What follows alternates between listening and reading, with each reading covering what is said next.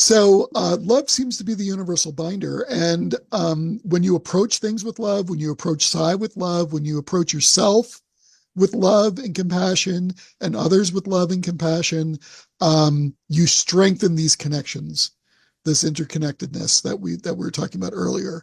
We ran a study. This is really interesting, I think. So when we study mediumship, there's a medium and a person, right? And people that don't believe in mediumship will say, oh, when a medium says something accurate about the sitter, the person that wants the reading, they're simply reading the person's mind, the sitter's mind. And there's no need for a dead person. It's just information between the living is enough. And that's called living agent psi. The alternative is that the medium is actually talking to a deceased person, getting a message, and then relaying that message to the living person, right? And we were like, well, there's got to be a way to test that, right? How do we test that? And so we came up with this method that looks at the medium's experiences. So we had mediums do a bunch of readings. Some of them were for living people and some of them were for deceased people. And they didn't know the difference. We didn't tell them which was which. And so they just had to do a reading. And then they filled out this survey that we have called the Phenomenology of Consciousness Inventory, or the PCI, the inventory. Yeah, PCI. And so there was no sitter involved? There was a sitter, oh, but sometimes that sitter was sitting in for a dead person, and sometimes there was a sitter sitting in for a living person. Okay, got it. The sitter was a living person. And so we gave the PCI to the mediums, and what we found was that the PCI measures consciousness on all these different levels, like time displacement and feelings and blah, blah, blah, blah, blah. And what we found was that the thing that was the most different was love. When mediums were talking to a deceased person, they felt they had a greater sense of love. When they were just getting information, dead information about a living person, like looking something up in a book or, those kinds of things. Like it was a very different feeling, and that feeling primarily expressed itself as love. So from that, we drew the conclusion that 1, mediums are actually talking to the deceased, and 2, the binding factor between all things is love.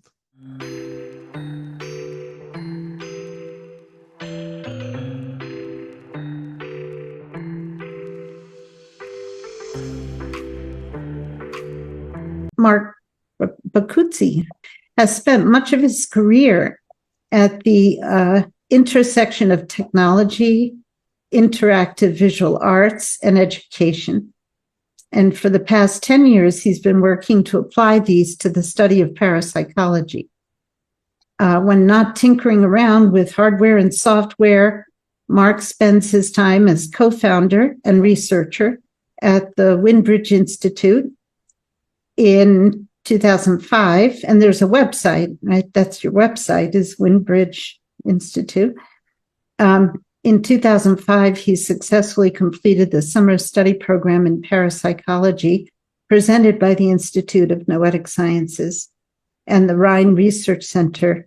And he's currently a professional member of the Parapsychological Association. Mark's research interests include the field investigation of ghosts and hauntings, applied intuition, animal psi, applied psycho-kinesis, photographic anomalies, direct mental interactions on living systems, and instrumental transcommunication, ITC. He's a 2-time recipient of grants from the Helene Reeder Memorial Fund for Research into Life After Death, and a recipient of the Parapsychological Association's Gilbert Roller Fund grant for his work with thermal imaging physical mediums. Mark lives in Tucson, Arizona with his wife and research partner, Julie Beischel, PhD. His new book, Unlocked, here it is, a very interesting book, really good book, How to Harness Your Psychic Abilities. The name of it, Unlocked, How to Harness Your Psychic Abilities, is both a practical guide and a very powerful invitation to explore the deeper capacities of our minds and to reconnect with the intuitive intelligence we all carry. So welcome, Mark. It's good to see you. Good to have you here. Hi. Thanks so much for having me. And I have lots of questions for you. And a lot of the things in your intro I'm curious about, but I'm going to kind of stick more to what's in the book. Why don't we start with, you were initially into technology and science. What inspired you to write Unlocked, or what inspired you to undertake this study of the paranormal? Is it from your own personal experience or just curiosity? What inspired you to write this book and delve into these topics? Well, there are a couple things. First off, I've been fascinated with the paranormal since I was a little kid. Anything that had to do with ghosts or UFOs or psychic abilities or any of that stuff, I ate it up. I loved it. And unfortunately, I figured out as I got older that it would be difficult to have an actual career studying those things. And so I went into my second passion, which was technology. So I got a degree in computer science and I started working in Silicon Valley, and I developed video games, and I worked with different video game publishing companies, and always pursued my interest in technology, but I never let my interest in the paranormal and parapsychology, which is the study of the paranormal, the scientific study of the paranormal.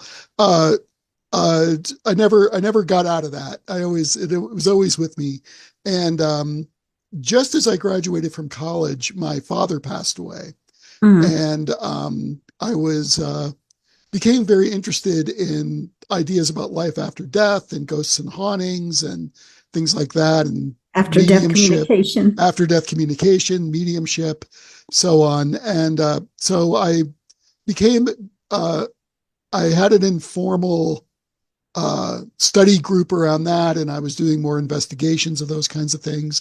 And then, as you mentioned, in 2005, I had the opportunity to attend this thing called this Parapsychology Summer Study Program. And it brought together researchers and students from all over the world to talk about parapsychology and be immersed in it for 2 weeks.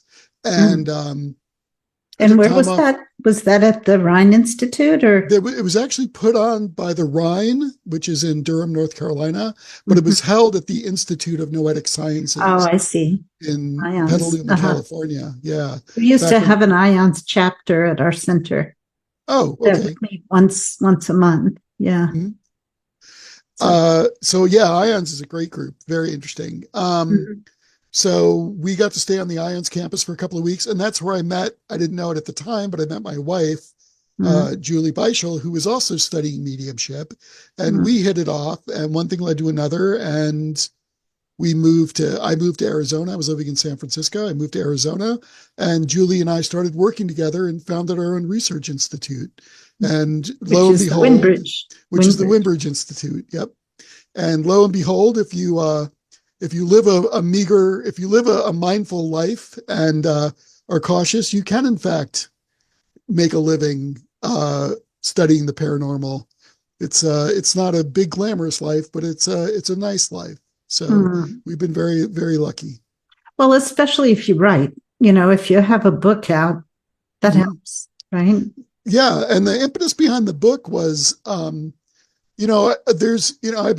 doing this stuff for 20 years now, and I keep looking at different books about how to become psychic and how to be psychic, and they all sort of have the same approach, which is I'm going to teach you how to be a remote viewer, or I'm going to teach you how to do out-of-body experiences or have out-of-body experiences. They pick some aspect of the paranormal or precognition or whatever, and then they try to teach you that thing. And my experience with that is that works for some people, but it doesn't work for a lot of people. And then what happens is people go through these books or they go through these classes and they don't get what they need from it and they get frustrated. And then they're like, so all this size stuff is fake. And now you've got that energetics of the unreality, the non-reality of psi into the cosmic consciousness. And it just makes it more difficult for us to talk to people about these topics. So my approach was, well, let's focus on the thing that I know everyone has, which are spontaneous psychic experiences. And so how do we build a foundation that lets people have more of those spontaneous experiences? And once they have a solid grounding in what psi is and what psi feels like, and have the tools to understand psi, then they can go off and learn remote viewing and then, or the other different modalities that are interesting to them. So can you, why don't you describe some of these kind of universal psychic experiences that people normally have? Sure. And they may not think of them even as such, right? Yep. So a lot of them have to do with what's called synchronicity. So synchronicity is when something happens and you have anomalous attention around that thing. Like, let's say you're walking down the street or you're driving in your car, excuse me, and you hear a song and you're like, oh, that song, I remember that song. And that reminds me of this person, blah, blah, blah. And then like the next day or a few hours later, you get an email from that person or they happen to call you or whatever, right? That's a synchronicity.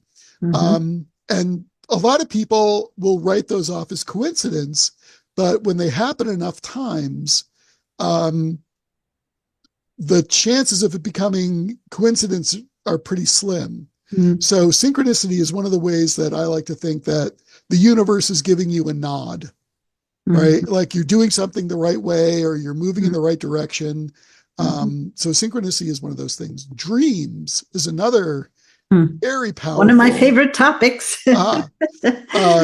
Dreams is one of those really, really powerful tools that, you know, I recommend that people get a journal and journal about their dreams and try to see what insights they can draw from their dreams. And again, sometimes dreams are just your brain having a good time, but sometimes the information can be really profound. And they're also a portal for different kinds of after-death communication experiences. Yes. Many people report interacting with their deceased loved ones in dreams. So I think dreaming is very powerful. And then just gut intuition, right? Or gut feelings like, oh, I'm with this person and I'm getting a specific vibe from them, or I have a feeling I should go left instead of right. And, you know, listening to those sort of subtle cues can often point you in the right especially direction. if they're out of the ordinary, you know, like I always go right, but today I want to go left, right? Right, exactly. Yeah. So those are the kinds of things. So dreams, synchronicity, and sort of these intuitive hits or gut intuition would be the three things I would call out. That are commonly experienced by nearly everybody. Yes. Yeah. So one of the things I loved about your book was your emphasis on cultivating humility and mindfulness to overcome ego-driven motives for psi development. I think that's so important. And as I mentioned to you earlier, before we started our meeting, I teach Spiritism, and Spiritism also emphasizes inner work, study, and service as means of developing self-understanding, continuous learning and love, compassion, which results in a spiritual maturity. And that is, according to Spiritism and according to your book, a necessary foundation for developing psi. and also as a safeguard against using psi for personal power. It also emphasizes, in that vein, it even emphasizes not using psi abilities for personal gain, for financial gain. Spiritists, mediums, and healers don't charge, but that's a kind of a cultural thing, and it feels good to me. But I'm not putting down anyone who does charge, because that's a personal decision. So I really appreciated that. I think it's very important to have that foundation. And so how do you define psychic in the context of your book? Sure. So I talk about psychic ability in two sort of camps. One is what I call spontaneous psi, and the other is what I call intentional psi. And when I say psi, it's the Greek letter psi, the 23rd letter of the alphabet, and PSI. PSI, yeah, and it's pronounced psi. Mm-hmm. And it's an umbrella term for, in my world, it's an umbrella term for things like telepathy, mind-to-mind communication, precognition, the ability to get information about the future, clairvoyance, the ability to get information about distant events or people or objects, and psycho-kinesis, which is the ability to affect the physical world with simply your thoughts or intentions. And so taken together, those things are psi. And it also topics related to life after death. So mediumship, near-death experiences, out-of-body experiences, etc. So those kinds of things. So when I say psi, I'm talking about all that stuff. Yeah. And I completely lost my train of thought. What was? Well, I'm sorry. I kind of interrupted my train of thought. I was talking about just the emphasis on foundation and on inner preparation, I would call it, right? To have that. Would you talk a little bit about that? The importance of that. Sure. So the book really sort of, one of the things I always find funny is like you'll get a self-help book and it'll be like these 47 steps to self-help. And I'm like, I don't need 47 steps. I need like 3 steps. And so then I write one and it has 10 steps.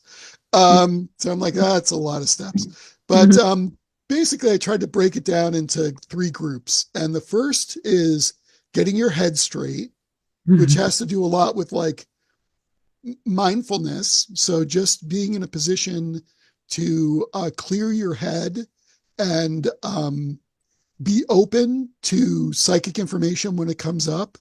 And then this idea of openness, interconnectedness, and belief. And if you can embrace these things, that this stuff is real, it's possible, we're all interconnected, and I'm open to the possibilities, that's going to get your mental state ready to receive information. So then the next thing I wanted to focus on was the heart. And so this has to do with humility, integrity, and gratitude. And if you start to cultivate these things, then you're setting yourself up with a solid spiritual grounding. So humility is, humility is important because again, you think about how you're going to use these abilities without, and you're not special. That sounds a little harsh, but these abilities belong to everyone and everyone has them. So once you kind of realize that, you have no choice to be humble because you realize that you're part of this greater interconnected reality. Integrity is very important because once you know yourself and you know what your priorities are and what your goals and objectives and your motivations are, you can better discern psychic information when it comes in. Is it just my ego, or is this something that really is resonating with who I am and where I want to be and what I want to do? And of course, gratitude is something that people should be doing all the time. And I think so. just being grateful for all the little things. And when you acknowledge gratitude, you open yourself up to a greater reality. And then finally, it's how you project this into the world. So through compassion, love, and I include creativity. And I see creative acts as everything. People think, oh, creativity, I can't write a book or I can't draw a picture. That's not what creativity is about. It's about bringing your inner soul and your true self to the creation of a new thing, whatever that might be, whether that's working for a nonprofit or gardening or helping your neighbors or whatever it might be. So creativity is a very broad topic.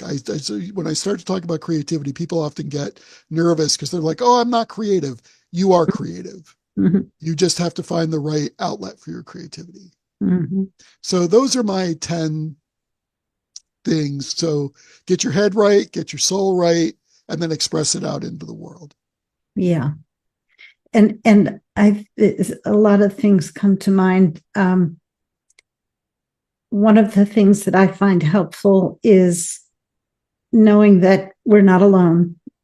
You know, each of us has all the help we need, even though we may not be able to see it. You know, each of us has a guide. Each of us has more than one. We have a personal guide, and then we have what Spiritism calls work guides. So if you're a writer, you have guides that help you write. If you're, a computer programmer, you might have a guide for that. So I find it very reassuring, and also in terms of humility, I think it's helpful to have that connection to the guide, because the guide will always tell you what you need to know. Right. And it's something everyone can develop with intention and, a little practice. I think that really helps to keep me centered, and a lot of people. So let's see, what else do I have here? How about some scientific evidence for psi? Can you tell us a little bit about what we know from science that that substantiates some of these things? Sure. So parapsychology, as I mentioned, is the science of studying psi phenomena.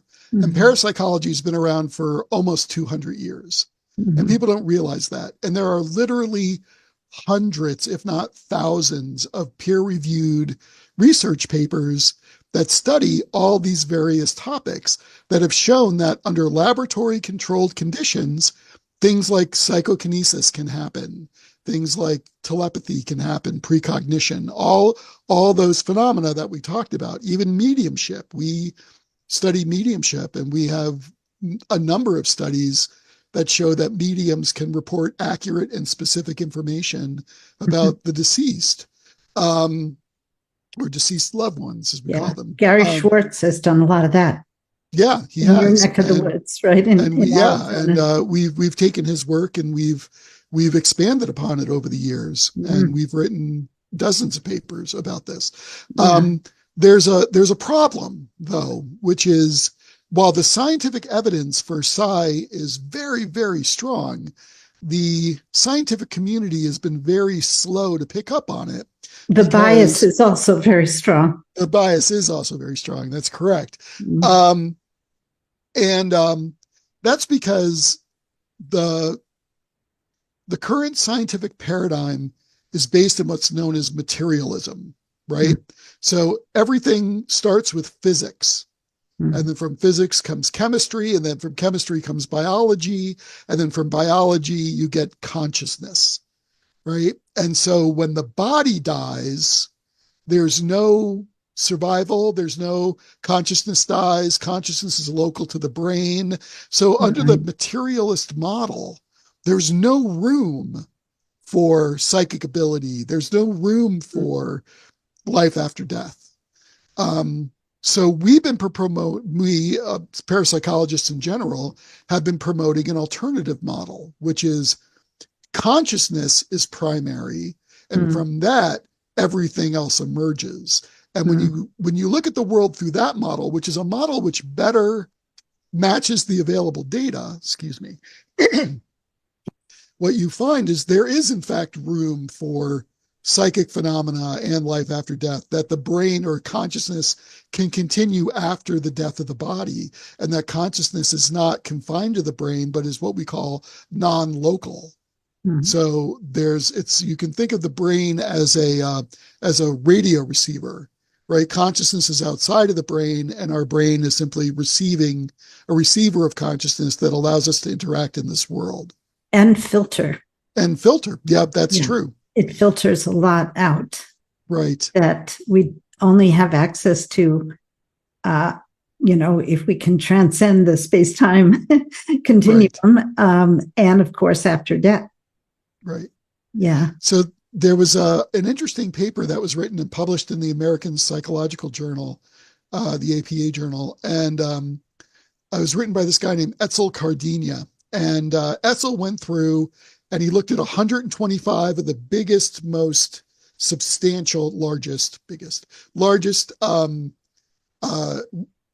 parapsychology research studies, and he analyzed them for things like bad research design and poor statistical methods and what's called file draw effect, and all these various factors that could be skewing the results of the findings of parapsychology.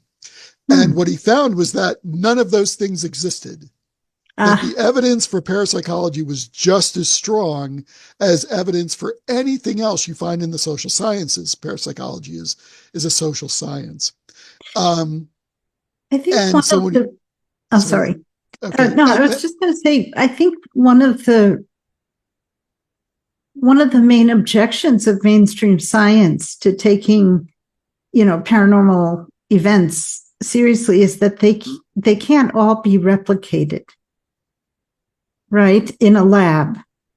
And I think that's it's an unfortunate criteria when you're dealing with something that is outside the realm of, test tubes and yeah. So how do we answer that? Well, the interesting thing, so there's this spontaneous side that I talked about, and those things are very hard to replicate in a lab. But then there's intentional psi, which is things like remote viewing or telepathy experiments, where we have a very specific controlled protocol called the Gansfeld protocol. And it's about putting people in a sensory deprivation state and then having them receive information from another person. And this works over and over and over again. So there is actually a lot of replicated research. Remote viewing has been replicated hundreds of times in peer-reviewed research. Right. So these intentional psi phenomena can in fact be replicated and replicated well. One of the things that I talk about in my book is the need for belief. And you need to be open to the idea that this stuff is at least possible. And what we found was that when replications fail, it mostly has to do with the role of the experimenters, who are what we call goats, people that don't believe, where people that do believe are called sheep. But I see. Yeah, so all the experimenters end up being goats, and we have a scale. We can tell whether or not you're a goat or a sheep when you run your experiment. And it reminds me of that movie Men Who Stare at Goats. Oh, right. Which was about remote viewing, right? Right. Yeah, it was a good movie. It was a good movie. The thing, so just to get back to Etzel Cardenia's paper really quick, once he published it, of course, the journal, being a journal, said, who has a rebuttal to this research and or to this paper? And a couple of well-known skeptics wrote a paper back, and they basically said, excuse me, we have to reject any evidence that supports psi because psi cannot exist. So it doesn't matter how good your research is. It doesn't matter how many papers you publish. It doesn't matter what your data are. We're not going to look at them. It's like saying pigs can fly. They literally said this in the paper. So any evidence that shows that pigs can fly is clearly flawed. Mm. And we're like, yeah, no, Yeah. how that works. And that's that is a true definition of a closed mind. Yes, and an unscientific mind. Exactly. Right. That's totally against the whole premise of science, which is to discover what hasn't been discovered. Right. Exactly. Yeah. Well, so the other thing is that, I'm sorry, go ahead. No, I was just going to say, so one of the biggest objections to psi isn't about the data, it's philosophical, right? It has nothing to do with people's experiences or what we find in the lab. It's a philosophical disconnect on how people think the world should work. And the world should work without psi is what a lot of people believe. Okay. And I think that people who negate the whole concept of psi, they must, when they have a psi experience, which everyone does from time to time, they must, scratch their heads and try to think of some excuse or some way of, just dismissing it. One of the things that you emphasize in your book and that I like a lot is the fact that we all do have these abilities. They're latent. We hear our guides all the time. We just think it's our own thoughts, when we have a problem and suddenly there's an answer, and we don't attribute it to the guide, but often it is the guide, and even like in remote viewing workshops, we used to have those at our center. It was amazing to see how people who came for the first time with absolutely no training at all, they were just given this very simple protocol and they could see the target or parts of the target. They were amazed. I didn't know I could do this. Sean McNamara. Oh, sure. That group. I know Sean. Well, he came once and did a workshop on psycho-kinesis, and everyone had their, this glass cylinder around this little piece of aluminum foil attached to like the head of a pin or something. And everyone had to concentrate and make it spin. And the cylinder prevented your breath to access, so nobody could just blow on it. Right? And I mean, I think everyone there were about 40 people who came to that workshop. And if not everyone, it must have been 99% of the people were able to make it move, with a little preparation, centering and that kind of thing, quieting the mind, and then just focusing, everyone could make it move. And these are things that amaze people. I didn't know we could do that, so it's interesting how much we don't know of our own abilities. They're there. They just haven't been used in a very long time, thousands of years. Right. Yeah. Right. Yeah. I mean, that's a good point about being able to give people an example. I will fully admit that my book is the long path, right? My book is the long game. If you can find a psi modality that works for you and you can try it and you're able to adopt it and make it work, that's great. I still recommend the spiritual work. Yes. There's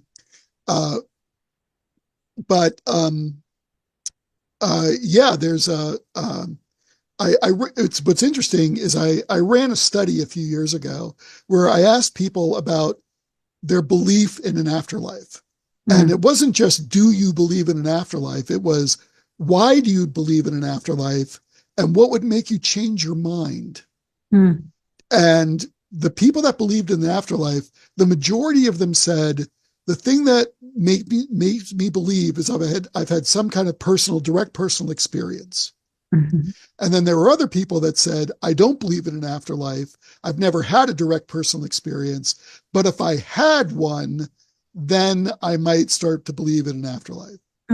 So direct personal experience is incredibly powerful. It's far more powerful than how many papers we can write and what our statistics are and all that kind of stuff. The key, and one of the things we work at, the institute where I work, is how do we provide people with those personal experiences? And this book is sort of the foundational work along those lines. But it's very powerful. Those kinds of workshops and things can be very powerful. Well, what I love about your book is that it puts it in a kind of a spiritual, I'm trying to think of another word, context, that has to do with, inner development, not just taking, some faculty, psychic faculty out of context, but having the context be your inner development and inner maturity, spiritual maturity. As I said earlier, I think that's so important, and it's one of the things I really loved about your book.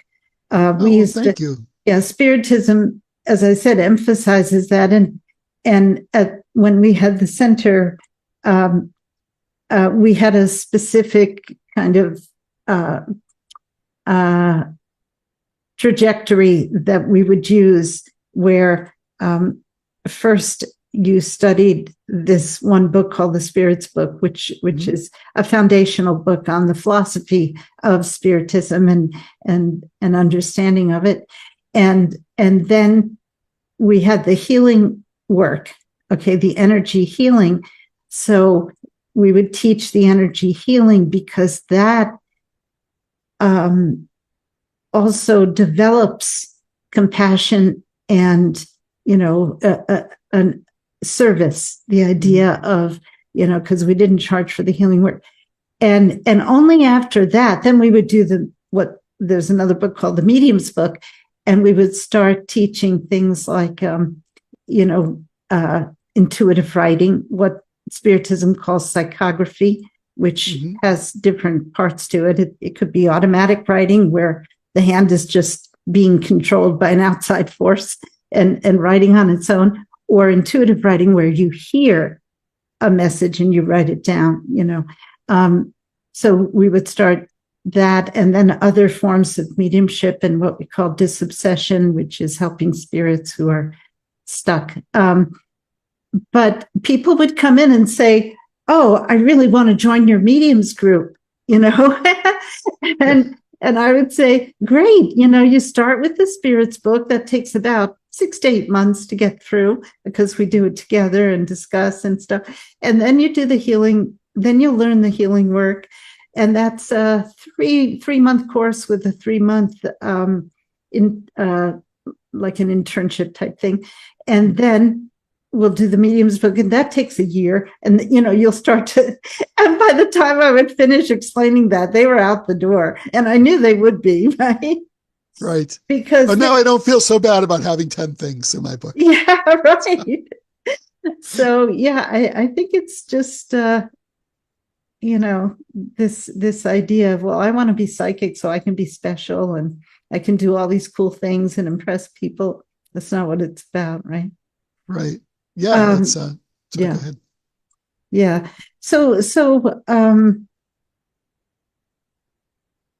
tell us, explain the difference between spontaneous psi and intentional psi. It's one of the things that you talk about. Sure. So the first part of the book deals with this idea of spontaneous psi. So it's all those things we talked about. And by the way, I'm a big fan of journaling. So get yourself a journal, start writing down, do automatic writing, just see where your hand goes, all that kind of stuff.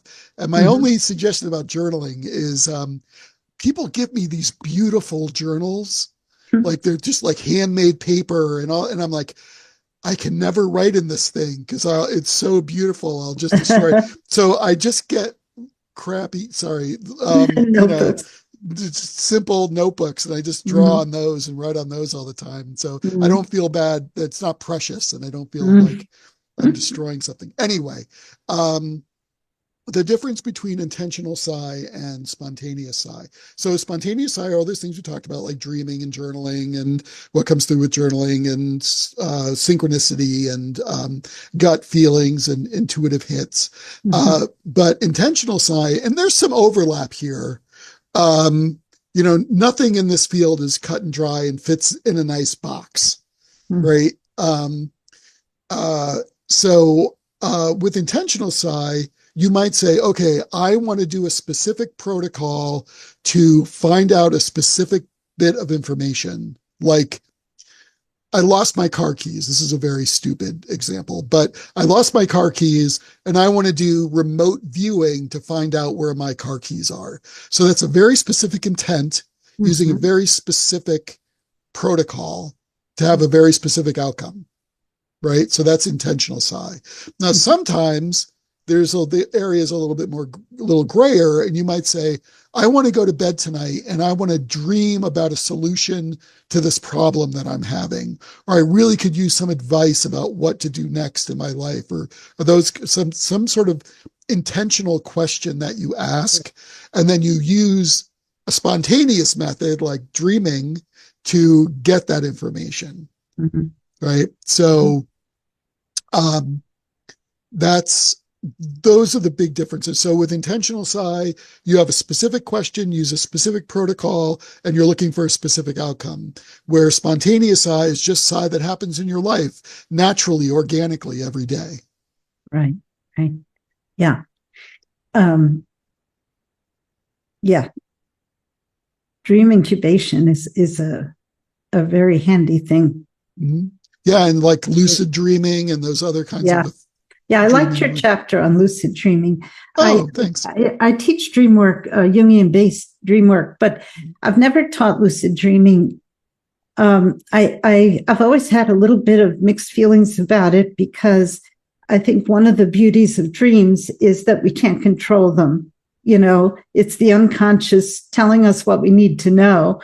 And I've always seen lucid dreaming as trying to control your dream. Which brings the conscious mind where it doesn't belong. But I liked what you said, and I liked your application. And I actually realized that I had applied at least one piece of it in my workshops, because one of my teachers, my main, I would say, dream teacher, even though it wasn't a formal teaching, but Jeremy Taylor was just an incredible dream worker. And I learned so much from him. And he told us one time, if you have a dream where some boogeyman is chasing you or something, if you can just remember at that point, you're running away and you suddenly recall the idea of turning and facing the boogeyman or the dragon or whatever, and asking it, what do you want from me? You will get, and you can do this in active imagination afterwards, but it's even more powerful if you do it in the dream. And that's a form of lucid dreaming right there, because you're aware. Well, you may not be aware of that you're dreaming, but I think you are to a certain extent, because you're recalling, that idea of standing in front of the person or the whatever creature, and asking it that question. And I remember, and I've had students who did that very successfully and got an answer and realized, oh, that's what I'm dreaming about. And he had a wonderful example where a student asked this dragon. It was a dragon. It was a fire-breathing dragon with smoke coming out of its nose and fire coming out of its mouth. And he was terrified, and he's running for his life. And suddenly he remembers, he has this lucid moment, and he says, and he thinks, oh, Jeremy told us to ask whatever's chasing us what it wants from us. So he asks the dragon, and the dragon says, and immediately when he confronts the dragon, he stops running, he turns and faces the dragon. Immediately, right there, even before asking the question, it turns into kind of a Puff the Magic Dragon creature. It's no longer scary. And that's what I have found too with the students I've had who did this, who were able to do this. It immediately turns into like this cartoon character is no longer scary just because you've confronted it, right? Instead of running away. And then the dragon says to him, I am your smoking habit. And oh, wow. Yeah. And as he's watching this, suddenly from under every scale on the dragon's body starts oozing this disgusting black slime. And he realizes he's seeing his lungs, right? And he wakes up in horror that he's apprehending this, and he never has another cigarette. So wow. Amazing. He didn't have to incubate that, but it came to him in the form of the dragon. So it's a great story, I think. That's a beautiful story. That's wonderful. Yeah. Thank you for sharing that. Yeah. And I think he kept in touch with that guy. Several years later, he still hadn't had another cigarette. That's wonderful. Nice. Yeah. You were going to say something? Oh, I was just going to say that lucid dreaming can be very powerful. And I agree. Like, it's interesting, right? That I think you raise a good point. Like, it's putting the conscious mind someplace where it might not want to be. I'd really thought about that before. So I like that. So finding the balance between, just not a form of lucid dreaming. The examples that you gave in your book, none of them had to do with controlling the dream. Right. Oh, no, I don't want this to happen. I want that to happen. Right. We can only control so much. We can control what we do. Right. But if something's chasing us, if there's a dragon chasing me, and I think, okay, I'm going to turn into a bird and fly away where the dragon can't get me. So I turn into a bird and the dragon turns into a hawk. And, right. like we can't totally control, right, what is happening in the dream. But yeah. Right. Well, good. I'm glad you like that section. I did. Right. Talk about some of the obstacles in developing psi, some of our, cognitive dissonance, fear of failure, skepticism, whatever. Talk about some of the obstacles that we can watch for as we try. Sure. So, as I said earlier, belief is a huge piece of this. Mm-hmm. You need to be able to at least bring yourself to the point where you believe on some level that this is possible, right? That especially if you're going out on your own and you're not in a group of people and you're not getting a lot of, if you're just reading a book, for example, you need to really convince yourself that this is possible. And the evidence for that comes from the scientific data. It comes from your own personal experience, right? And I guarantee you, if you talk to other people, they're going to say, oh yeah, I had this crazy psychic experience once, or your own dreams or whatever. So the foundation for belief is there. You just need to be able to embrace it. And then the other thing you talked about was, which you mentioned, is cognitive dissonance. So I'm going to frame that in like, you've had a psychic experience or you've had an experience, but you're very quick to dismiss it as coincidence, or which is not exactly cognitive dissonance, but I think for this context it works. So, so when you have something that happens, don't be so quick to go, oh, that was just coincidence. Oh, that could have been anything. Oh, I see a hummingbird every day, and so it's not significant that this one showed up at this time on this day when I was thinking about my friend or whatever, right? Like embrace the idea that maybe that was a psychic happening, that was a meaningful experience. And when you give yourself permission to recognize these things, suddenly you'll get more of them, right? And then, I'm sorry, there was a third one, which, and then just this idea of like embracing, so fear is actually a big one. Yeah, A fear lot of of people, ridicule too. fear of ridicule and fear of the phenomena. Yes. So a lot of times when something happens and something extraordinary happens, people will be like, "Oh my God, I have this crazy ability, and now what am I going to do?" And how? And it's okay to be anxious about it because that's the way you feel, and who am I to tell you not to feel this way? But Mm. at some point, you have to realize that this is something that happens to everyone. And to be honest, if you're experiencing a lot of anxiety, go talk to someone about it. Right? Yeah, It's this is the okay to like, beauty. In Brazil, there are spiritist centers all over the place, you know. mm-hmm.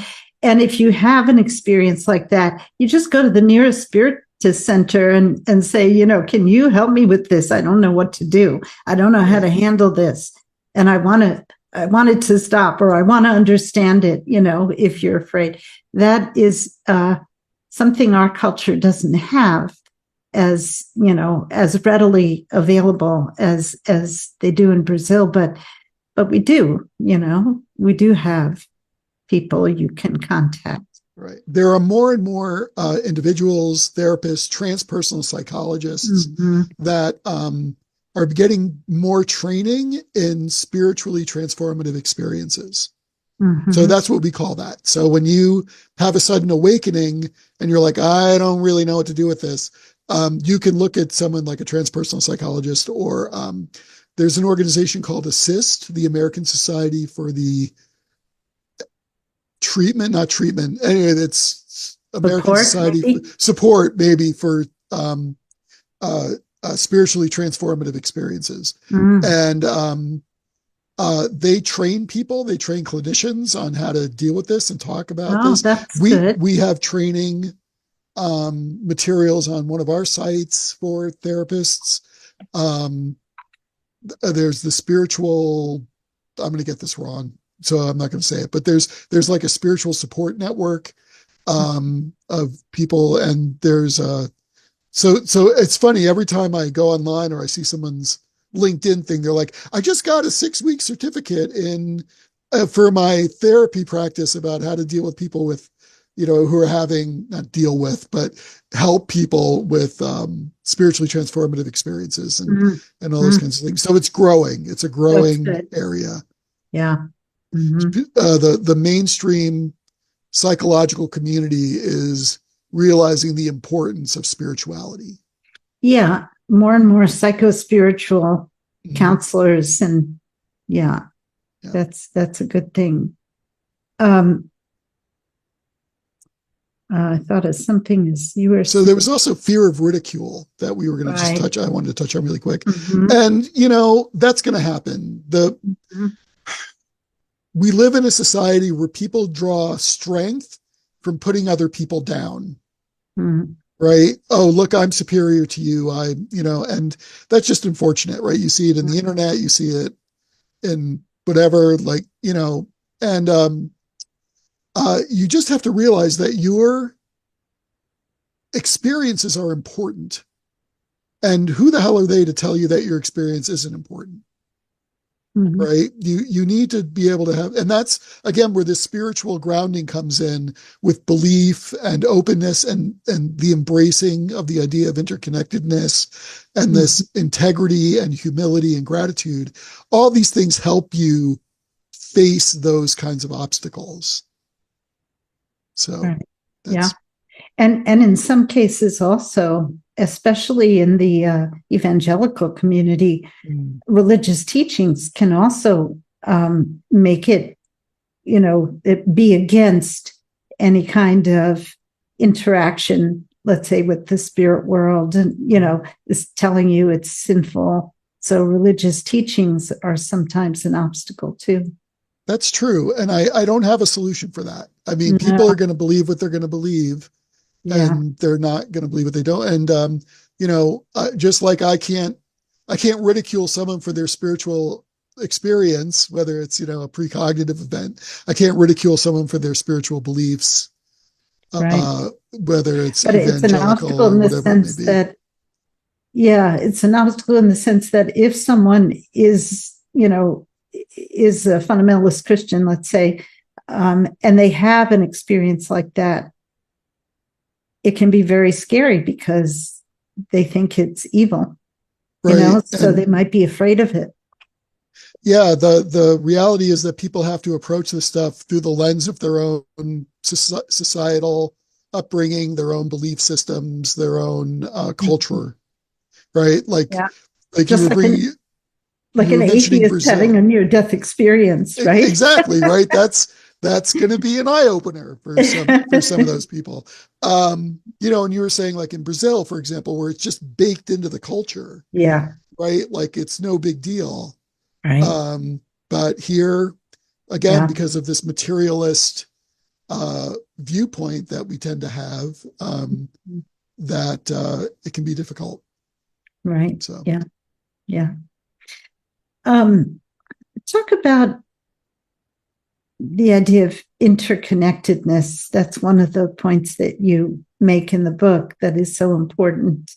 So talk about that a little bit. So the idea is pretty simple, that all of us are connected to each other on a spiritual level, and there's data to support this. Mm-hmm. There's a really, really interesting project called the Global Consciousness Project. Yes. And what they do is they have a network of these devices. I have one right here, as a matter of fact. Oh, do you? Somewhere. I just had one on my desk. Seems to have vanished. Yeah, there it is. This thing is called an REG, a random number generator. And this little device has been shown under laboratory conditions to change its output based on people's intention and attention. So normally what it does, it's like a little coin flipper. And so it'll generate a bunch of zeros and ones really, really quickly. On your computer screen. On your computer, yeah. And given enough time, what you'll see is a normal distribution. 50% of them will be zeros and 50% will be ones. But what happens, which is crazy, is that when you put someone in front of the computer and say, make this thing generate more zeros than ones or more ones than zeros, it happens. So these things are kind of like consciousness thermometers, for lack of a better term. Right. And yeah. Go ahead. No, you continue. Okay. So the Global Consciousness Project set up a network of these things around the world, dozens, and if not, at one point there were probably hundreds. And they were constantly collecting data and looking at it. And what they found was that during worldwide events, or events which caused worldwide impact, like 9/11 or when Princess Diana died, or her funeral, or other major world events, they saw a deviation in the data from this 50% expectation by chance. And at exactly the time when these events were occurring, or when people knew that these events were occurring. Didn't the anomaly start before, like several hours before the event? Depends on the anomaly, but that did happen as well. This is a very bird's eye view of a 20-year project, which has tons of data. So I apologize, I'm not going into the weeds, but no, I thought that was so fascinating that it reminds me of the heart math. Well, I think Dean Radin started it in IONS, the research project where a subject would have electrodes on his heart and I don't know if it was also on his head, but and he or she would be shown photographs like on a computer screen, and some of them were very disturbing and some of them were very calming, peaceful, beautiful. And before each disturbing one, several seconds or fractions of a second, whatever, before the image appeared on the screen, the heart would react. Right. you Yeah, know, that's called presentiment. yeah, And yeah, Dean did a lot of work in that area. Also, Julia Mossbridge, uh-huh. who's a And wonderful researcher and author, um, uh, has yeah, done a lot of work in that area. And that's another very replicable phenomena. So right. Yeah, that's more, it's been replicated all over the place. yeah. You know, So and there's the a Heart lot more Math evidence, Institute is one right? So place. there's more evidence for precognition that your Who, what was, body, yeah, sorry, no, I'm that sorry. your body knows what's going to happen milliseconds before And it actually the happens. heart The heart, knows it before the brain yeah. and sends it to the brain. That was what my favorite part of it was that, you know, the heart, of course, we know we have neurons there, many neurons, and the electromagnetic field of the heart is so much bigger than the brain, you know, and it develops first and all this stuff. And we've put all our emphasis on the brain. But actually, there's many, many things that the heart knows first and then tells the brain, right? Absolutely. Yeah, What was the name? there's more connections going between the heart and the brain than there are between the brain and the heart. Uh-huh. I think that's right. Don't quote me on that. I'm not a physiologist. But Julia, what was her last name? Mossbridge, Mossbridg. Bridg. Okay. At DGE? Yep. Okay. Oh, that's good to know. I've never Yeah, heard she's of her. great. And she's a good lecturer. She'd be a wonderful person to have Yeah. give a talk. I'll look into She does a lot of work in precognition, remote viewing. Her big thing is time. So time and love. She's the director of the Institute for Love and Time, or TILT, TILT. Huh. Time and love. Love and Time, actually. Love and time. Yep. Two very interesting subjects. Time and love. Anyway. Website, and there's a website called Yeah, you can totally Google her and she'll show up, and TILT will show up. And great, thank you. Speaking of love, talk about the role of unconditional love as a cornerstone for psi, as well as in transcending death and after-death communications. Sure. So it seems that love is the universal binder, for lack of a better term. When you approach things with love, when you approach things with unconditional love, I'm a little hesitant about the word unconditional love, but excuse me, because it has connotations. 1 second, please. I've always thought unconditional, well, not always, but in recent years, I've thought that the term unconditional love is actually redundant, because if it's love, it has to be, by definition, it should be unconditional. If it's conditional, it's not.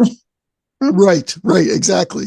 Right. That's so love seems to be the universal binder. And when you approach things with love, when you approach psi with love, when you approach yourself with love and compassion, and others with love and compassion, you strengthen these connections, this interconnectedness that we were talking about earlier. We ran a study. This is really interesting, I think.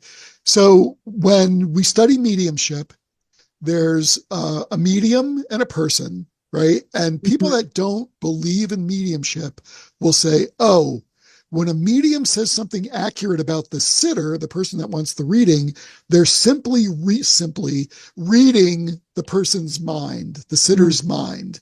And there's no need for a dead person. It's just information between the living is enough. And that's called living agent psi. The alternative is that the medium is actually talking to a deceased person, getting a message, and then relaying that message to the living person, right? And we were like, well, there's got to be a way to test that, right? How do we test that? And so we came up with this method that looks at the medium's experiences. So we had mediums do a bunch of readings some of them were for living people and some of them were for deceased people. And they didn't know the difference. We didn't tell them which was which. And so they just had to do a reading. And then they filled out this survey that we have called the Phenomenology of Consciousness Inventory, or the PCI, the inventory. Yeah, PCI. And so there was no sitter involved? There was a sitter, oh, but sometimes that sitter was sitting in for a dead person, and sometimes there was a sitter sitting in for a living person. Okay, got it. The sitter was a living person. And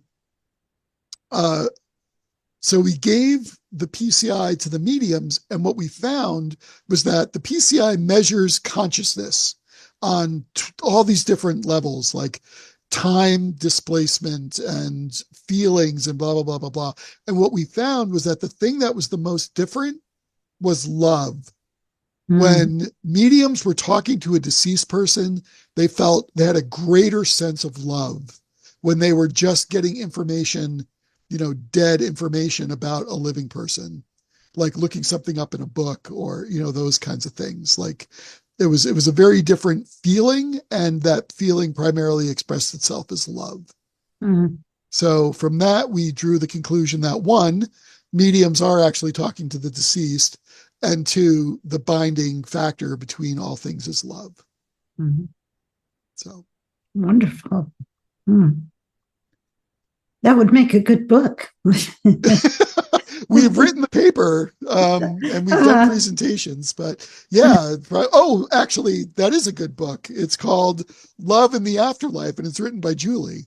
Oh, your wife? Yeah, my wife, Julie Beischel, wrote an amazing book. Oh my God, I'm such an idiot. She wrote an amazing one. It's all about me today, apparently.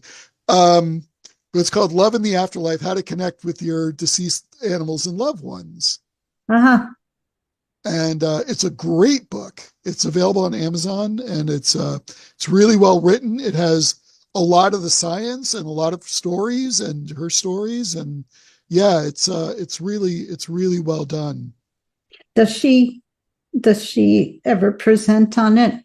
She used to, but given her health issues, she's not doing presentations as much anymore. So, yeah. Oh, that's But the book is really great. And if you read it and have questions about it, I'm happy to come back and talk about it. Okay, great. Yeah, that would be good. I'd be into that. Yeah, this is fun. Okay.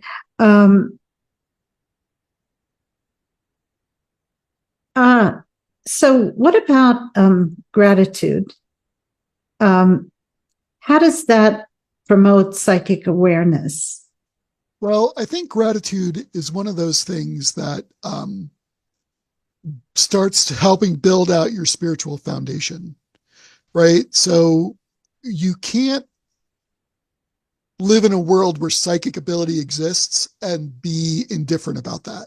Like, that's so cool. Like how that we're interconnected to all of us, and like we have this sense of interconnection. So when you focus on gratitude, you raise your vibrational level. You become more aware of the things around you, and you learn to appreciate them. And whether that's just general psychic ability or a psychic experience, or just appreciating the world around you, you set the spiritual framework for receiving psychic information, processing psychic information, and acting upon psychic information. Because you'll be approaching things from a perspective or from a position of gratitude, and not fear or guilt or ego or those kinds of things. Does that make sense? Yes. And I love what you say about the frequency, because if you want to contact higher beings, your frequency has to be higher, Yes. Because their frequency is so much higher.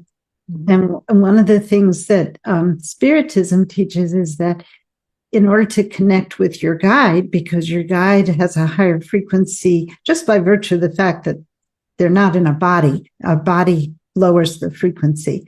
But also because in order to be a guide, they have to be a little smarter than we are, right? Right. And so you raise your frequency and the guide lowers theirs and you meet in the middle, and that's how you communicate, right? Mm-hmm. So that's the other thing is there are a couple of places in the book where you talk about boundaries. And on the one hand, you talk about dissolving boundaries, which is important for psi to take place. On the other hand, there are times when you say boundaries are important, right? Yeah. But one of the things that I have read is that the most accomplished mediums have lower boundaries, right? And I did a lot of thinking about this some years ago because, you know, psychologists or psychotherapists sometimes tell people you need stronger boundaries, right? Mm-hmm.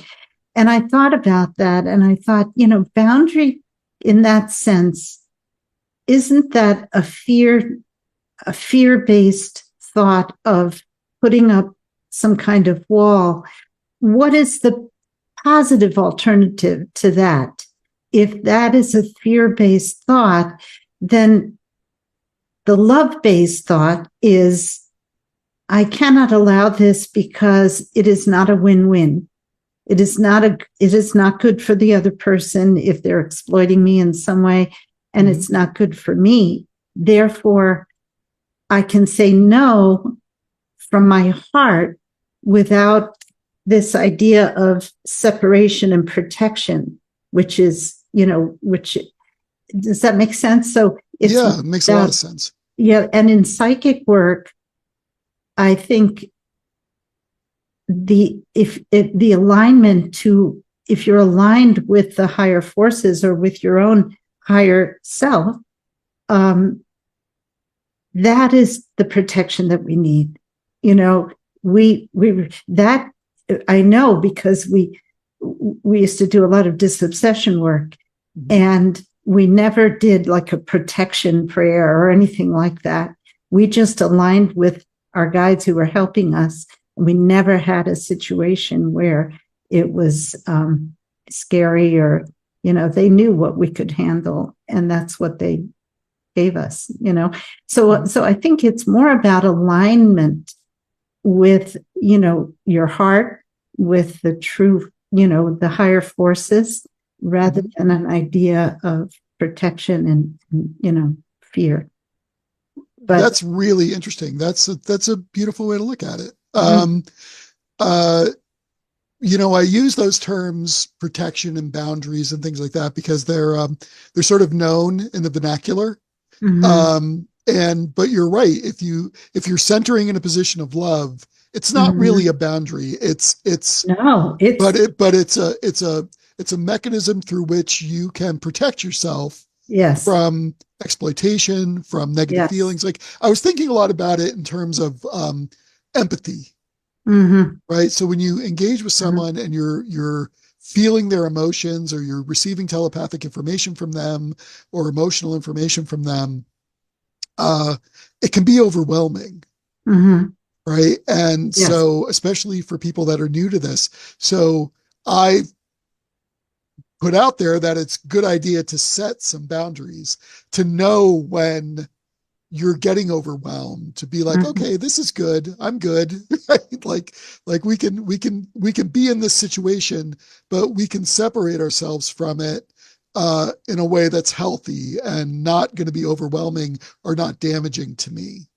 And I did use that sort of, for lack of a better term, I'll say fear-based language, but this idea of that it's an extension of love is actually really powerful.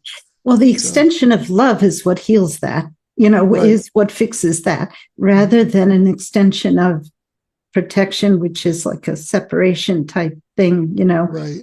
There's a wonderful story about Peace Pilgrim. Did you ever hear of Peace Pilgrim? No, I haven't. She was a woman back in the 60s, 70s, somewhere in there, who was walking she gave up everything. She gave away everything she owned. And the only thing she owned was a tunic that she wore with pockets, and she kept a comb and, a pencil and a piece of paper, little pad and a hairbrush. No, not even a hairbrush, just a comb and a piece of paper. And she walked across the country, and on her tunic, it said Peace Pilgrim on one side. She even gave up her name. She decided to take the name Peace Pilgrim. And on the back, it said Walking for Peace. And she would walk across the country, and people got to know her and asked her to present to their church or to their group, and she would. And she was very inspiring, very spiritually connected. And she was fearless. I mean, she was extremely intuitive.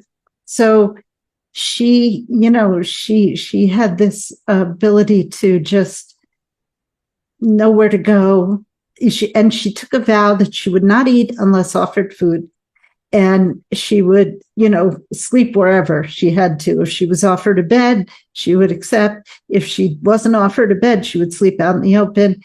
And she would walk, take the southern route in the winter, take the northern route in the summer. And she just walked back and forth across the country until she died. And she had this experience where she was walking, and the only time she would accept a ride, or she would put her thumb out, was if she knew she had an engagement and she wasn't going to get there in time if she walked, right? That was the only time she would accept a ride. So this one time that was the case, and she put out her thumb, and this truck came by, and the truck driver said, "Get in, I'll take you." And as soon as she was in the truck and they started off, she got this irrefutable feeling. She knew this guy did not have her best interests at heart, and was not going to take her to where she needed to go, and that his intention was to hurt her in some way. And what she did was she took his hand and she said, "I am so grateful that you pick me up. I feel so safe with you. And I know that you're going to deliver me safely to where I need to be. And I appreciate so much that you're doing this for me." And, and she talked to him that way. And she said, I'm just going to lean back and close my eyes and take a little rest because I feel so safe, And not only did he not hurt her and took her to where she needed to go, but he decided that she needed protection because she was so vulnerable through, and naive in order to, to think. But she reached inside him to his heart and his nurturing aspect that he probably didn't even know he had.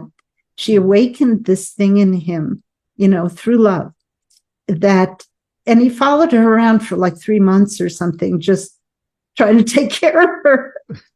Wow. She probably changed his life. And he did admit at one point that he didn't have the best intentions when he picked her up, but that she changed him. Wow. And so I think that's a wonderful example. Even in a dangerous situation, reaching out with love can make all the difference. Mm-hmm. You wrote in your book, I wrote this quote, "Dealing with persistent challenges and hardships can make it seem impossible to feel grateful.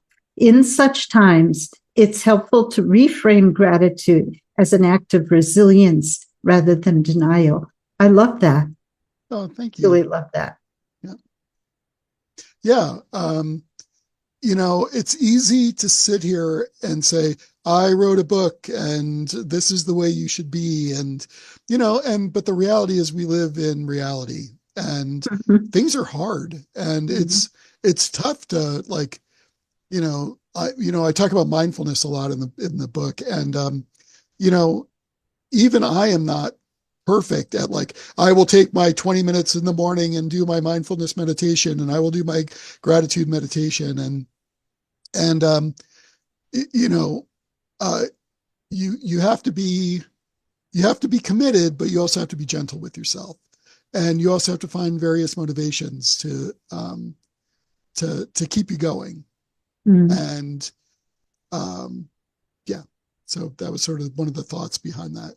Yeah. Well, I like that distinction between gratitude and resilience, because there are times, if you've had a terrible day, I do a gratitude exercise before I go to sleep. I was instructed to do this by my guide. Yes. And there are days where you have a terrible day and all these terrible things happen. And it's hard to feel grateful, because the exercise is, think of 5 things from that day only that you're grateful for. 5, that's pretty good. I do 3. Yeah, Ken Wilber also has 3, but I got 5. I guess I need more of it. Yeah, but it has to be just that day. I can't do just generalities. Thank you for my children. Thank you for this beautiful, Right. So on a really hard day where it's, might be hard to find something to be grateful for, or at least 5 things that you're grateful for. The idea of seeing it as resilience, I read somewhere recently that feeling joyful is an act of resilience and an act of, was it resistance or something? Yeah. Yeah. Rebellion, or to challenge the forces that are trying to instill fear, right? So feeling joy is a form of activism. Yeah, absolutely. Yeah, as Andrew Harvey says, sacred activism. Yeah. So, do you think that psychic development has a collective role to play in the evolution of human consciousness or society? And how? Yeah, I totally do. I think it's one of the most important things we could be working on individually. I mean, there's a lot of things in the world that need to be worked on, right? But I think if you start with this idea of compassion to yourself, compassion to others, this understanding, this idea of interconnectedness, that those other things will tend to work themselves out. I'm optimistic, if maybe a little Pollyanna, but no, I agree. If we take time to be compassionate to ourselves and others, things like injustice and environmental degradation and social equality and all these things will find balance in time. And I think that's been illustrated by the Maharishi effect, which you talk about in your book. Would you talk a little bit about that? Sure. So the Maharishi effect is pretty amazing. Basically, it was a series of experiments where they got a bunch of TM, transcendental meditators, to come together and focus their intention on a specific area or areas where they wanted to do things like lower crime rates. And they saw success in those things. And there's this idea that if you get 1% of a population area and focus, you have an area and you get 1% of that area meditating or thinking about something specific, you can cause positive change in that area. Now, I go back and forth on this. This is referred to as subtle activism. And, there's subtle activism and then there's activism, right? Like this shouldn't be a replacement for like getting out on the street and cleaning some stuff up. Right. You're not going to meditate garbage away, for example, but and that's where this idea of love and acts of compassion come in. But for people that can and have that ability or are limited, setting intention and focusing their intentions on positive outcomes is an important act of activism, and Yes. I recommend it. There's so and the theory behind it that Maharishi Mahesh Yogi talked about was the idea of a critical mass, that, and he said it was just 1%. Yeah. I've read 1%, I've read 10%, but in any case, it's much lower than a majority. Yeah. And I think the reason for that is, like what's his name, David Hawkins, with his book Power versus Force. The frequency of love is so much higher than the frequency of fear that it can counterbalance.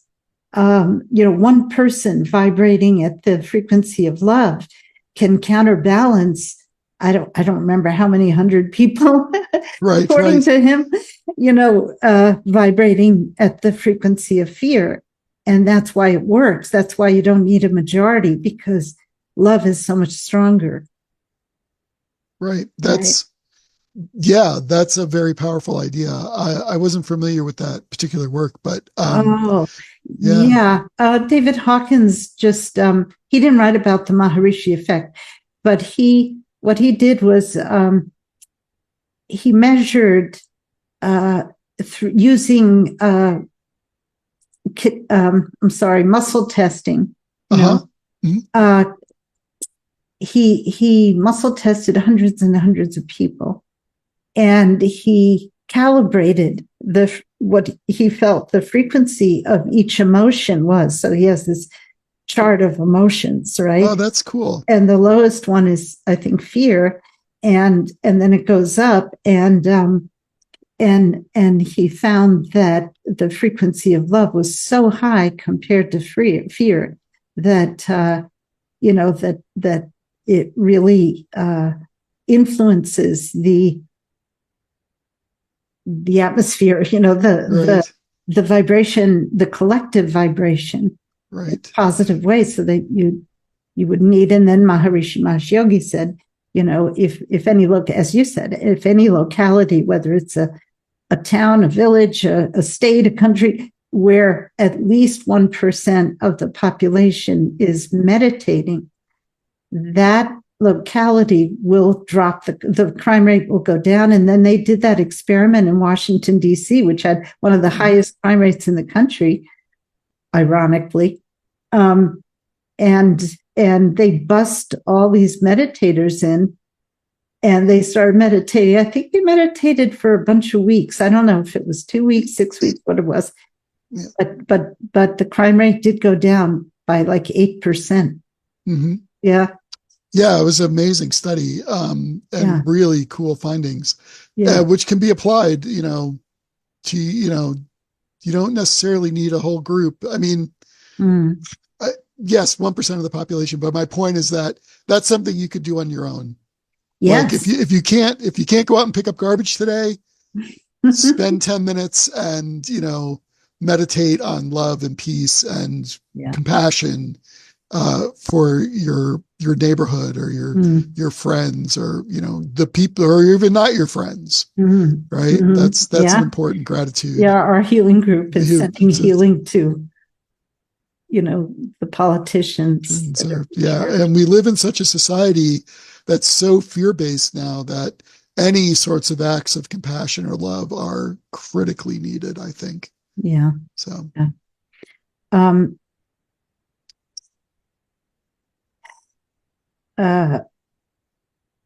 what about mind wandering? I liked what you said. I never heard that term.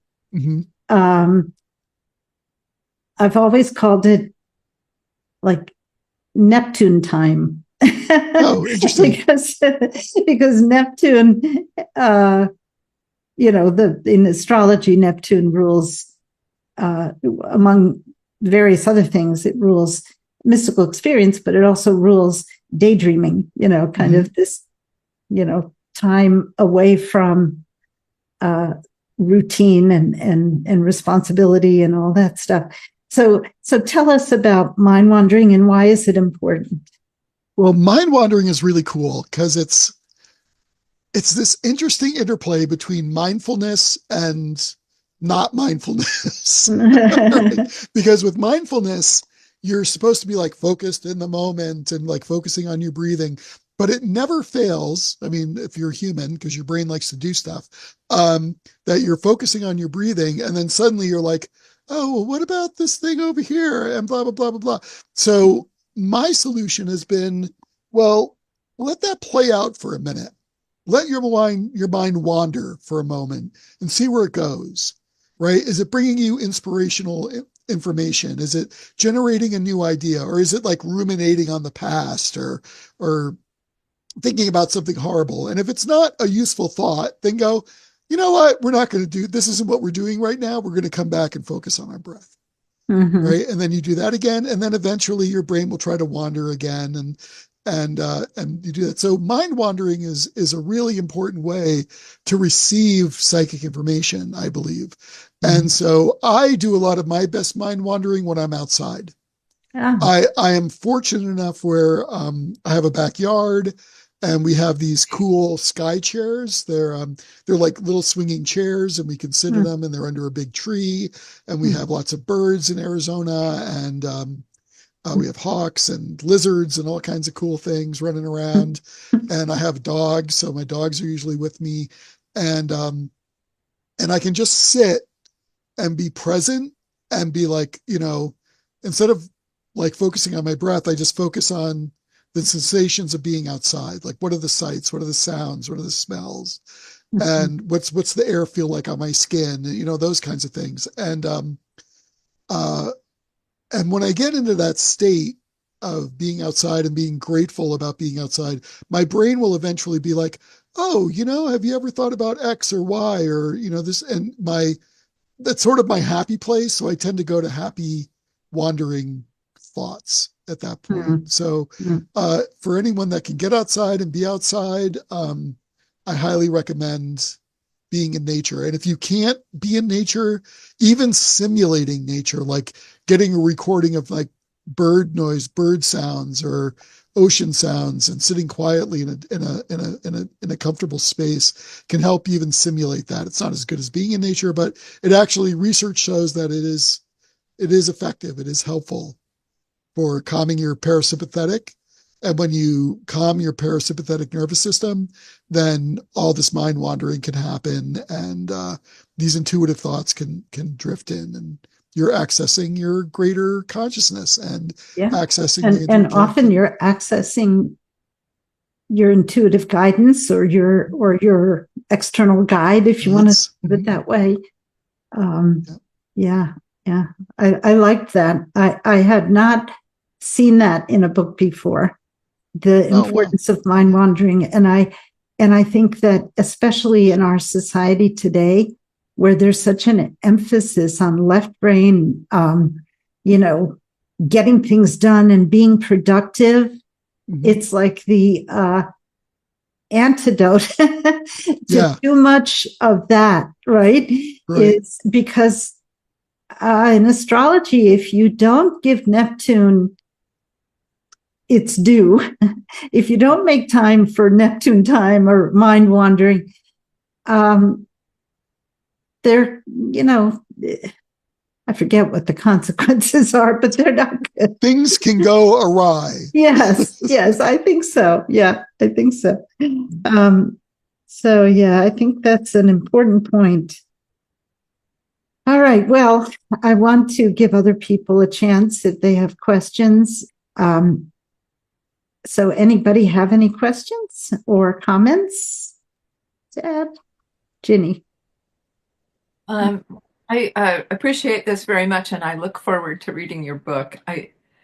I've had psychic readings, and they tell me that I am psychic, but I'm afraid to let it out. Apparently, in other lives, that's worked out very badly for me. And in this life, we're going, oh no, we are not going down that road again. And so I'm sort of ambivalent, I guess, internally. So consciously I want it, but I'm blocking it. But boy, I'm a big dreamer. I journal all the time. I do a little bit of automatic writing, but I don't hear anything unless I have a really pressing question. And then my sister channeled for me and said that, well, that's because you don't think it's worth listening for the answer. Like, what do you want to tell me today? You know, it's like, well, you don't think that's important, so you don't listen. And I'm going, oh, yeah, resistance. But yeah, so I look forward to reading your book. Thank you. Oh, thank you very much. I appreciate it. Yeah. This idea of resistance to psi is it's real, right? As you know, and I think working through some of the exercises in the book will break that down for you, I hope. So, thank you. Okay. Yeah. I find that a big obstacle for many people is just dismissing it as, oh, that's just my imagination. I mean, I did that when I first started tuning into my guide, prior to which I didn't even know I had one.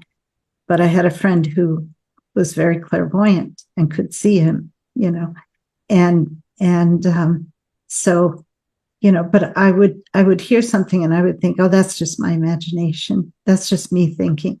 And it took time. Well, it took some dramatic occurrences to finally convince me to listen, you know, and to trust that voice and to discern when it was guidance and when it was my own thoughts. And it just takes practice. And, you know, sometimes you get it wrong. That's okay, because you're sending out the message. I want to work on this. I want to get better at this, you know, so that I have more access to it. Yeah. I was not an easy study. My poor guide had a hard time in the beginning. Anybody else? Yeah, Jen, unmute. I just want to say thank you very much. I've gotten so much out of this talk. I'm as Gloria. I didn't know that about you, but that's how I've been, and I've had so many moments of synchronicity in my life. So that kind of led up to my confidence in what you were saying after we started with that. And I really, really needed this. I appreciate it so much, because I want so much to have a connection that makes sense and could be helpful to myself or other people in any way. And I've longed for that. And I also have animals. So, you know, that's a big thing to me, to be able to not second guess some of the synchronicitous situations that I've experienced. But I've gotten so much out of this, and I look forward to the book. Thank you so much. thank you. You're very, very welcome, and thank you for being here. And I hope you enjoy the book. So, Jen, you don't have any questions about any of this? Well, I have so many questions, but I wrote a lot of notes down, so I don't want to take everybody's time. No, this is the question and answer period. So if you have a question, it can very well help someone else. Okay. Right. I think fear of the unknown. The third subject you spoke about was fear. And it's fear of the unknown, I think, that holds me back too. Thinking that, you know, I could look at this the wrong way. Or, you know, self-doubt is in any way that you could, if you'd like to mention, you know, that could erase the self-doubt, which is what we were already talking about. But if there's another way to say it, or I would appreciate that. Sure. The biggest thing So discernment, right? How do you discern psychic information from not psychic information? What's accurate? What's not accurate? I mean, that's always going to be a challenge. There's a classic story where a king sent emissaries to the oracle of Pythia the oracle, and he said, "Should I engage in this war?" And the oracle said, "If you engage in this war, you will destroy a great empire." And he goes, "Great, I'm going to win." And he loses the war, and the great empire that he destroyed was his own. And so this idea of like always getting psychic information correct it's going to be tough. There is always going to be like, you're going to have to use your best judgment. But a lot of that comes from when I was talking about integrity, right? So grounding yourself in the things that you know are important. What are your priorities? What are your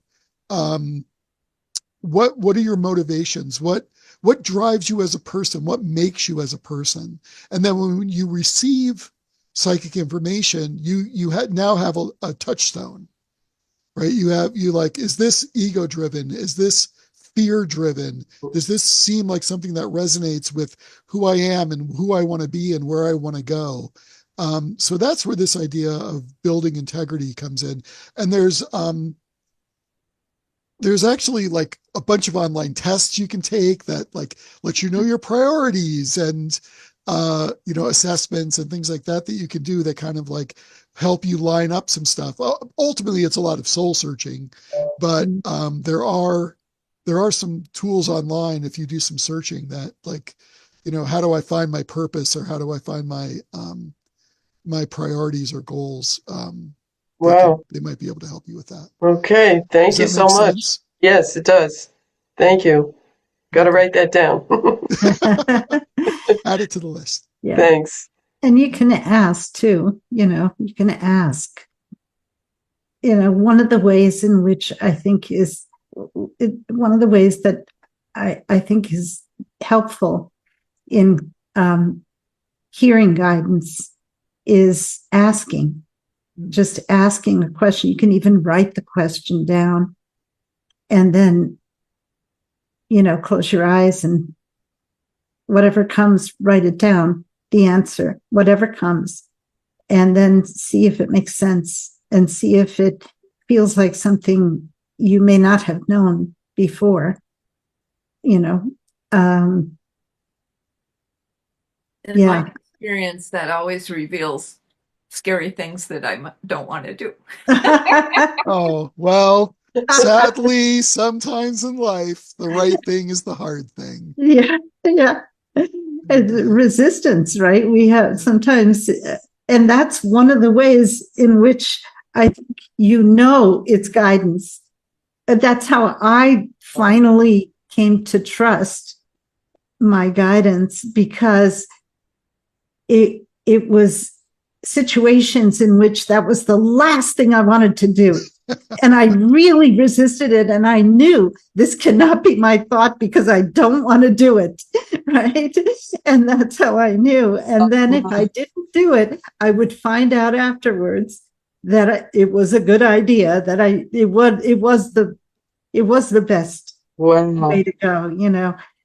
One very quick example of that was I was doing a healing session one time for this young woman. Well, she was in her maybe early 40s, and she had 6 kids. She was a single mom. I don't know what happened to her husband, but and she had 2 jobs. She was just barely making ends meet, right? She was really run off her feet, as they say, with work and trying to take care of everything. And in the middle of this healing session, I hear, "Tell her to keep a journal." And I thought, tell her to keep a journal? I can't do that. She doesn't even have time to go to the bathroom. How am I going to tell her to keep a journal? And then she's going to feel terrible because she won't be able to do it. And then I told her to do it and she's going to feel bad. I am not going to say that. I'm not going to tell her that, and I decided to go against the guidance. And so after the session finished, I just went on with the healing session. And afterwards, she said, "Do you have time for me to tell you a quick dream?" And I said, "Sure." And she said, "Well, when I was growing up, it was my grandmother who had all the wisdom and who I went to when I had a problem, and now that she's passed, occasionally I have a dream where my grandmother tells me to do something, and I always make sure I do it because I know that she's really telling me and that it's good advice." And recently I had this dream where she told me to keep a journal. Oh, wow. And I said, "Oh, funny you should say that." And then I told her that I had heard it, but of course it would have had more impact if I had told her up front, right? Because it would have been a confirmation of what she. So I invariably, whenever I went against my guidance, I would regret it, and that's how I learned to trust it and to just carry out the instructions regardless of how I felt about them. Right. Yeah. That's great. Yeah, that is great. I do want to just say it's important to listen to your intuition, and follow your guidance. But I'm also not a doctor or a lawyer or an accountant. So always talk to the proper professionals when making important life decisions. Yes. I just not a substitute. Intuition will get you so far, but sometimes that intuition is, wow, maybe I should talk to a lawyer. You know what I mean? Okay. So, or talk to my doctor. Okay. Like step 2. Yeah, exactly. Right. Right. So, anybody else? Anybody?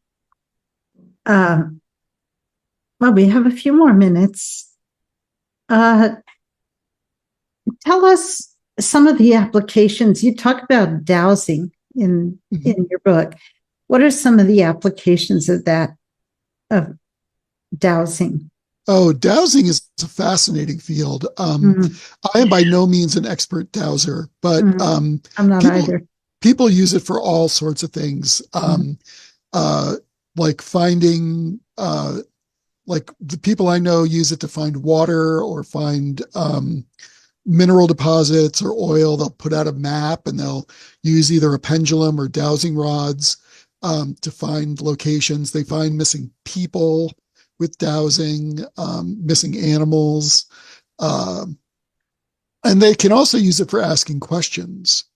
So asking bigger spiritual questions, like they might write something on a piece of paper and use a pendulum to say, what's the answer to this question? And then depending on which way the pendulum swings, it's a yes or a no, or those kinds of things. So it's I wish I could give personal examples from dowsing. I don't do it a lot, but it's really fascinating. I'd love to learn more about it and try it out myself. But of all the modalities, it's probably the one I've done the least of. So I'm sorry, that's probably not a very satisfying answer.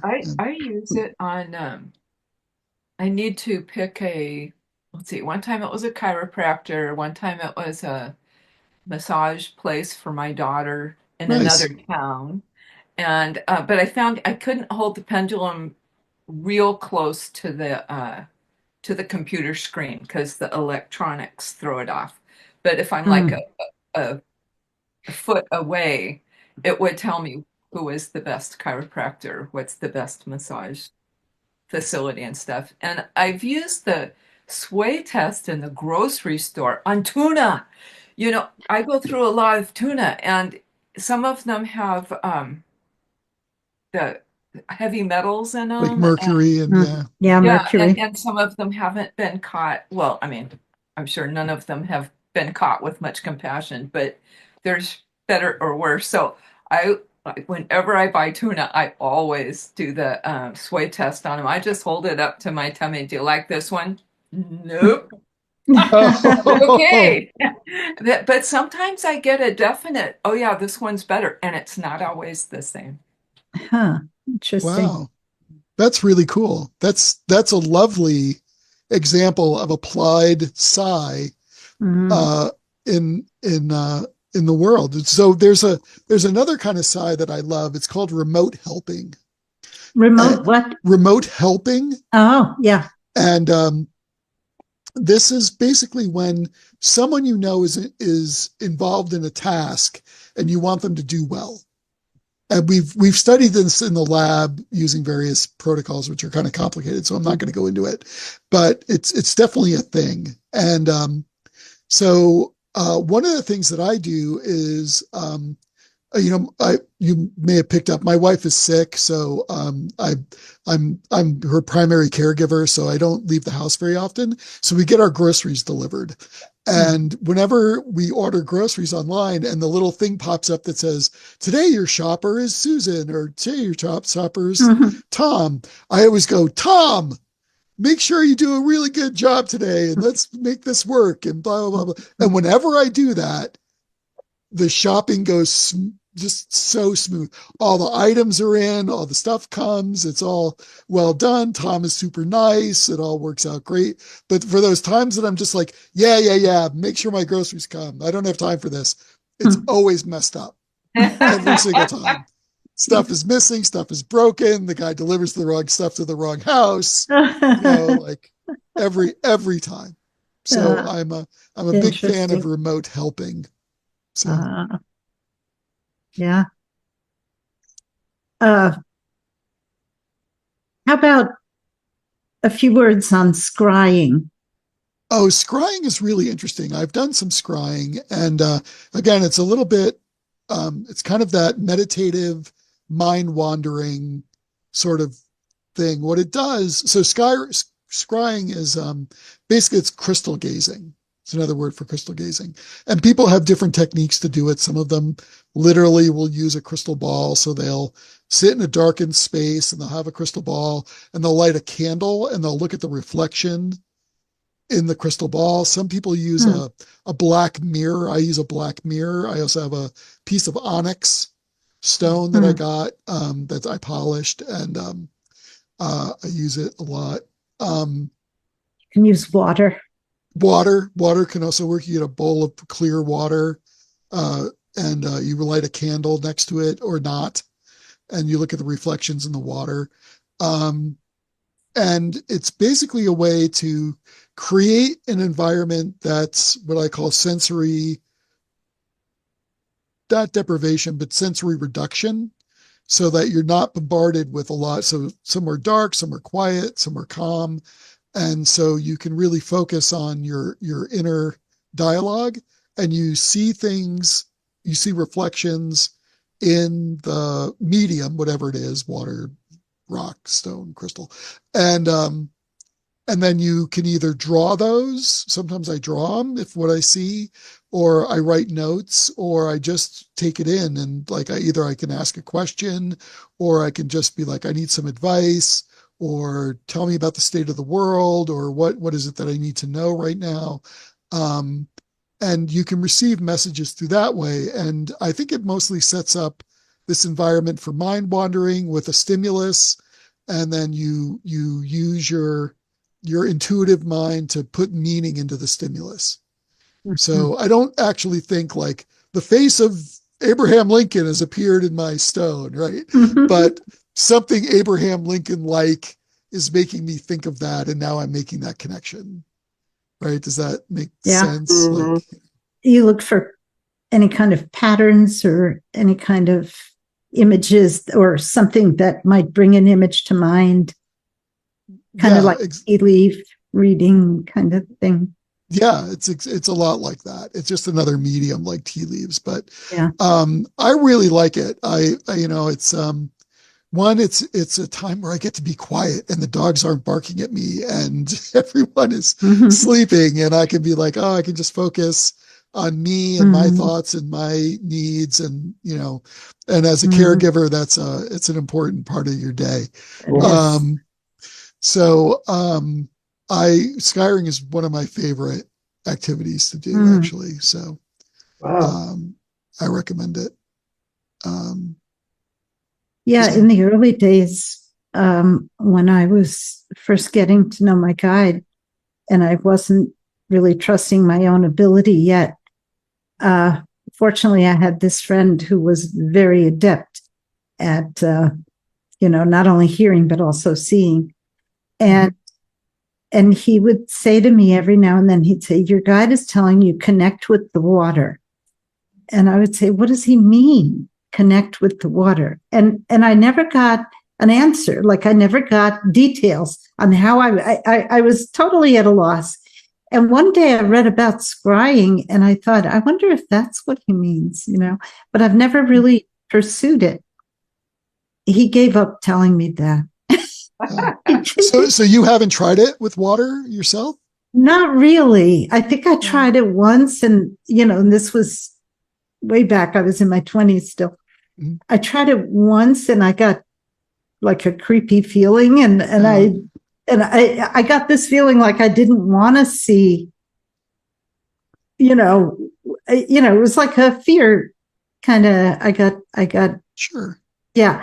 And I mean, now I don't think I would feel fear because I'm so heart connected with my guide, but I never really pursued it. And when I was reading that part in your book, I thought, maybe I should. It's, that's the beauty of all this is that there's so many ways to connect with spirit and to connect with your higher self and to connect with your psychic ability that you can find the one that resonates with you. If you start doing scrying and you're like, nah, this isn't my thing, you can just stop. It's fine. You're not going to, it's not like you're going off your meds or anything, right? It's totally fine. You can just like, that doesn't work for me. And then you try something else. And part of that is like that process of discovery is really, I think, one of the more important things you can do. Like finding the things that really resonates with you. Like, Gloria, clearly at this point, you've established a good relationship with your guides. And, maybe you don't need to pursue any other modalities. Right? You can out of curiosity or out of education, and maybe something will work or whatever. But well, another application of that phrase, "connect with the water," is something we do, or when I do healing work in person. Right now, that is impossible because our healing group is all over the country. So we meet and we do distance healing on Zoom. But when we used to have a healing room and, people would come for healing, one of the things which Spiritism teaches is to have water in a glass and you put it out before the healing session. And then after the healing session, you channel energy into the water and you give it to the person to drink, right? And during the healing sessions, the guides might also, and they've done a little bit of research on this in Brazil and other places where they've noticed that the molecular structure was changed, So that is something that we do, and that is connecting with the water. And he did tell us to do that when he was teaching us this work, my guide, that is. And he told me to use a blue glass, and I thought, I don't have a blue glass. Now, where am I going to get a blue glass? And the next day, this friend of mine came back from Mexico, and she said, here, I brought you this. And it was this cobalt blue hand glass. Beautiful. Another example of synchronicity, right? Wow. So, Melissa, did you have a question or a comment? Oh, okay. Well, it's nice to see you. I think we're just about out of time, and I wish we weren't, because this is one of my favorite topics. But thank you so much, Mark, for joining us today, and thanks so much for your book. Here it is again, Unlocked: How to Harness Your Psychic Abilities. Thank you so much for having me. It was really nice meeting all of you. Thank you for coming in today. And just anytime, be happy to come back anytime and talk about any number of things. Wow. Yeah, maybe talk about Julie's book. That sounds like a wonderful topic. All right. Yeah, okay. Well, thank you. Thank you. Thanks Looking forward. Attending. And on Wednesday, we have Amit Goswami. So look for that. So come back and join us on Wednesday. All right. Take care. Bye.